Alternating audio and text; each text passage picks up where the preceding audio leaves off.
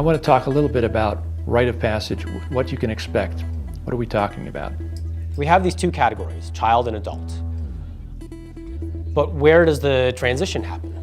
Where do you stop being a child and start being adult? Is it when you graduate high school? Is it when you graduate college?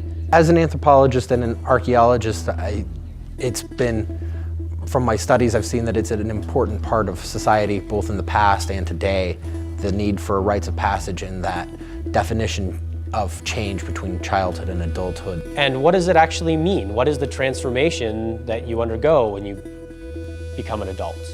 The modern society today doesn't have quite the same definition for that rite of passage from childhood to adulthood that has been seen in many past societies and other cultures around the world at different points in time. We've lost the kind of childhood to adulthood transition and that rite of passage. The governments define part of it by legalizing when you can vote, when you can go to war, when you can drink alcohol, when you can do all these different things. That is, the government has a role in kind of defining that, but not necessarily society. The society isn't defining that.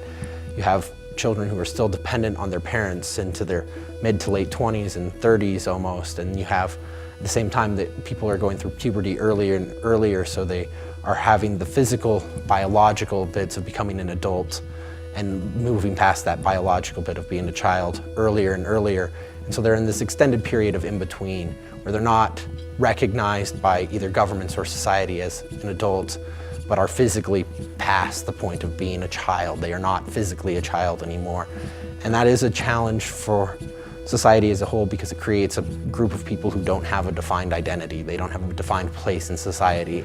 And it's why we need to have rites of passage, because it gives a way for people to define where their role in society is. Are they a child or are they an adult? Once they've gone through the rites of passage, they are an adult. And society needs to recognize it. And that is how you can start to move on and be able to identify properly with where you should be in society. It's not just about adapting ourselves to society, it's about adapting society to the selves that we want to become.